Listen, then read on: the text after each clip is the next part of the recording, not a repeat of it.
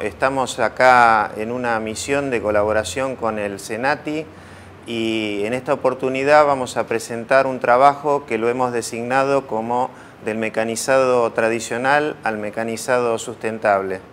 Bueno, lo primero que vamos a hacer es hacer historia y en principio nos vamos a referir a las máquinas, ¿no? Entonces, la primera máquina desarrollada, la primera máquina herramienta que se desarrolló en el mundo es la que se conoce como una mandrinadora o alesadora, ¿no? Y fue hecha por el inglés John Wilkinson en 1775 y tenía por objetivo poder mecanizar el interior del cilindro de la máquina de vapor que había desarrollado James Watt. Bueno, ahí está un poco cómo es el sistema de esa máquina que estaba impulsada por la energía del agua, ¿no es cierto? Más adelante en el tiempo y también en Inglaterra, en este caso Henry Maudslay, en 1797, desarrolló lo que conocemos como el torno paralelo. La máquina anterior tenía la capacidad de mecanizar superficies cilíndricas interiores, en el caso del torno paralelo, superficies cilíndricas exteriores. Lo interesante de la imagen, que esa es la máquina que él desarrolló, es que si ustedes se fijan, es muy pero muy parecida a las actuales, con lo cual esa idea de este hombre, teniendo tantos años, sigue vigente aún hoy día, ¿no? Porque se puede ver perfectamente que hay una contrapunta, que hay un carro portaherramienta, que hay un plato que es la que le da movimiento a la pieza, tal cual son los tornos hoy.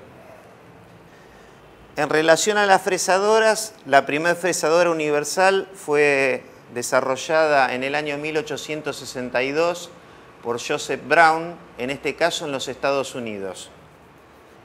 Y bueno, y acá tenemos el padre de la ciencia del mecanizado, porque durante muchísimos años el mecanizado en realidad se trabajaba de una forma empírica, pero hubo alguien, también un norteamericano, Frederick Taylor, que se puso a estudiar sobre la base de la ciencia del mecanizado con la idea de poder evolucionar las herramientas de corte, con la idea de evolucionar en los procesos y en las condiciones de corte.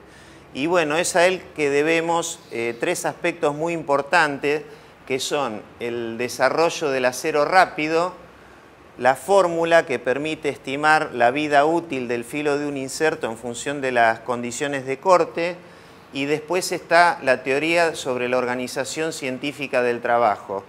Todo lo que él realizó está escrito en un documento que se llama On the Art of the Cutting Metals, ¿no? O sea, sobre el arte del corte de metales. Bueno, eso lo que tenía que ver con las máquinas. En relación a las herramientas de corte, y ya nos habíamos introducido a decir que Frederick Taylor fue quien desarrolló el acero rápido. El acero rápido fue presentado en una exposición de máquinas herramientas en París en el año 1905 y estas herramientas tenían la particularidad que cortaban en seco, es decir, sin usar fluido de corte. Las virutas salían de un color azul oscuro, con lo cual estaban cortando en unas condiciones muy exigentes y la herramienta en ningún caso perdía su capacidad de corte. A los aceros al carbono tradicionales lo que Taylor hizo fue agregarle cromo, vanadio, tungsteno y eso lo que hizo fue elevar la temperatura de ablandamiento e incrementar la velocidad de corte reduciendo los tiempos de mecanizado. Y ahí tenemos una imagen de cómo es el formato comercial de estas herramientas, que el formato son simplemente barras de secciones muy sencillas que el operario las recibe y las tiene que afilar, o sea, son herramientas de tipo afilables. En el año 1927, una empresa alemana, la empresa Krupp, desarrolló lo que conocemos o se conoce en el mundo como vidia, ¿no? O el metal duro, como más bien debería decirse. Este material, en realidad el metal duro, está obtenido por técnicas pulvimetalúrgicas, es decir, se trabaja con los materiales en estado pulverulento, a diferencia de lo que pasa con el acero rápido, que en alguna fase de su proceso tuvo que estar en estado líquido. Con este material se puede mecanizar 5 veces más rápido que con el acero rápido.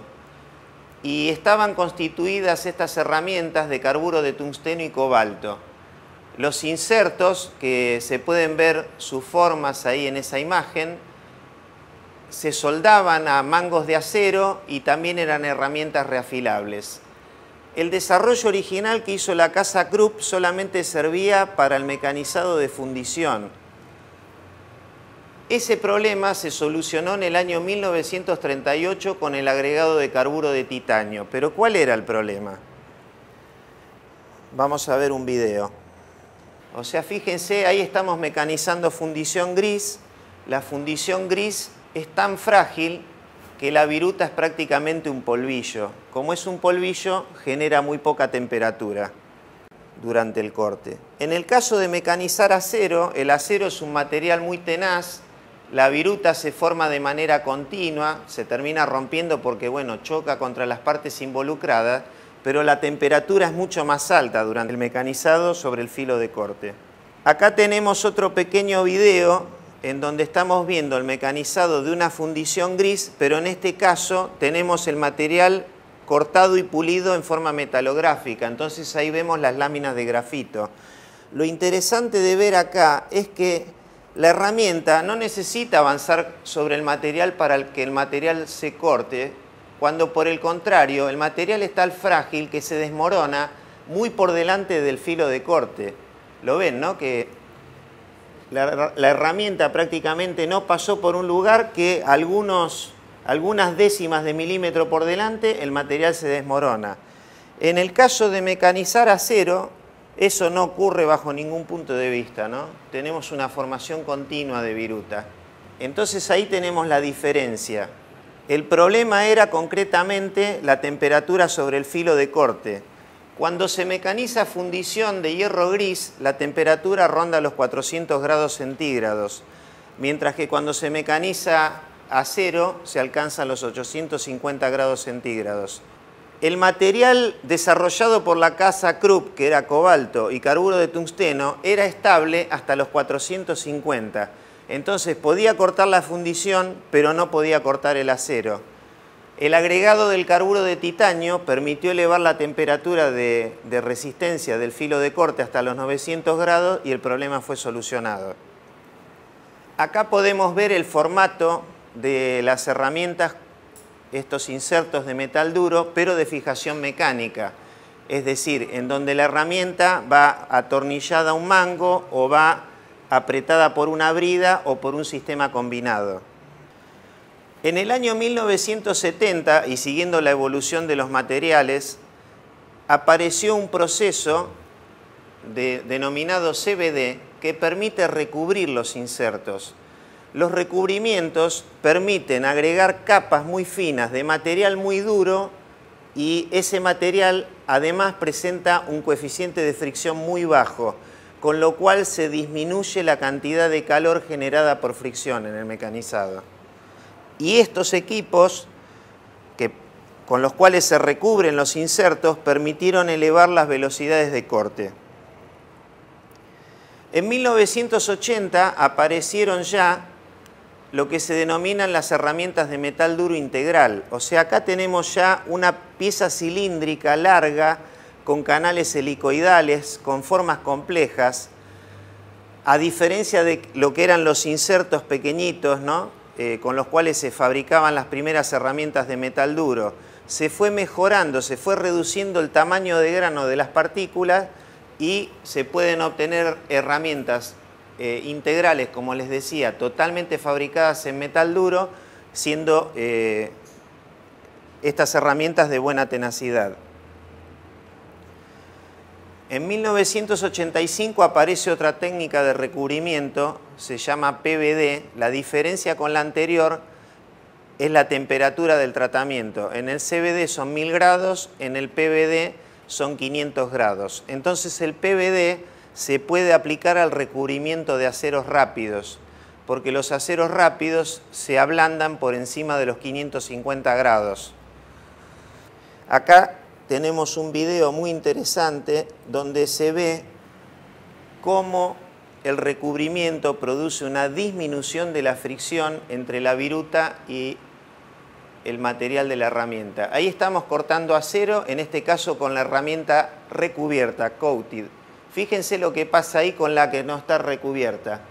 Se está haciendo un filo que se llama recrecido. El material se suelda y bueno, me cambia toda la geometría del corte. La terminación superficial va a ser mala, me va a modificar las medidas. No está cortando la herramienta en realidad. Esa es la herramienta recubierta. En la herramienta recubierta, bueno, hay alguna pequeña parte soldada, minúscula ahí en la punta, pero se mantiene la geometría durante el proceso de corte, ¿no? Entonces, realmente los recubrimientos no solo permitieron aumentar las condiciones de corte, sino que redujeron la fricción y ayudan a resolver estos problemas de adhesión de viruta sobre el filo de la herramienta. Acá nos preguntamos si hay algo más, o sea, ¿son todos los materiales, el acero rápido y los metales duros sin recubrimiento y con recubrimiento? No, vemos que tenemos el material denominado CERMET, terminaciones de acero, tenemos el material cerámico que se usa para materiales ferrosos endurecidos, tenemos el nitruro de boro cúbico para mecanizar aceros templados y el diamante policristalino que se aplica a aleaciones de aluminios y polímeros. Esos serían todos los materiales que se emplean para fabricar herramientas de corte. Otra pregunta del ¿hay algo más? El tamaño de las partículas de metal duro. Conforme fue pasando el tiempo, las fábricas de los polvos de metal duro fueron reduciendo el tamaño, pasando desde 1,3 micrómetros a menores de 0,5 micrómetros. De esta manera se pudieron fabricar las herramientas integrales, se pueden producir radios de filo más pequeños que facilitan el mecanizado de materiales difíciles, blandos, como pueden ser el aluminio, el magnesio, los polímeros y hay materiales que tienen bajo módulo de elasticidad como el titanio. Un menor tamaño de grano significa una mayor dureza y una mayor tenacidad. Bueno, ahí tenemos un espectro de todos los tipos de recubrimientos que se utilizan. En el centro, el sol es el nitruro de titanio, el recubrimiento amarillo.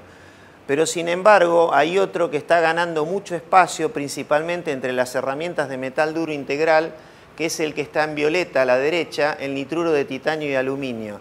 Inclusive si se lo utiliza en el formato de multicapas, es decir, si se lo deposita en varias capas sucesivas, todavía el efecto es mejor. Bueno, la evolución de los materiales de corte, ¿qué es lo que nos muestran en este gráfico? En el eje horizontal tenemos el año, en el eje vertical tiempo. Una pieza que nos llevaba 100 minutos de mecanizado en el año 1900 con un acero al carbono, una herramienta de acero al carbono, en el año 2000 se mecanizaba en 30 segundos, utilizando, por ejemplo, alguno de estos materiales sofisticados, como puede ser una herramienta de material cerámico, ¿no? Es decir, que hubo una evolución tremenda en las condiciones de corte conforme fueron evolucionando los materiales de las herramientas. Y bueno, a este punto era donde queríamos llegar. Queríamos llegar a este cuadro en el cual nos aparecen lo que serían todas las escuelas de mecanizado. La primera, el mecanizado tradicional, que divide las operaciones en desbaste y terminación y que tienen por objetivo obtener piezas con buena precisión dimensional y buena rugosidad. En segundo lugar tenemos el mecanizado alta velocidad, que surgió de una patente de un alemán llamado Salomon en el año 1931 y que tiene como concepto trabajar a muy alta velocidad generando virutas finas de manera tal de tener una muy alta productividad.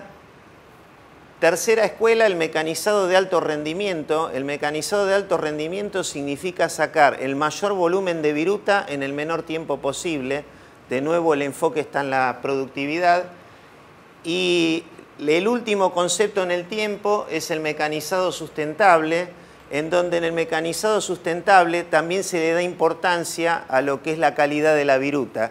O sea, a los conceptos anteriores se agrega la calidad de la viruta y tener un mecanizado ecoeficiente. ¿Por qué calidad de la viruta? Porque la viruta no es un residuo. La viruta tiene que ser un material que necesariamente debe ser reciclado. Proviene de un material que tiene un elevado costo. Entonces no tenemos que tirar la viruta, sino que tenemos que generarla de manera tal que se la pueda volver a fundir y con esa seguir fabricando piezas. Bueno, y acá terminamos la primera parte.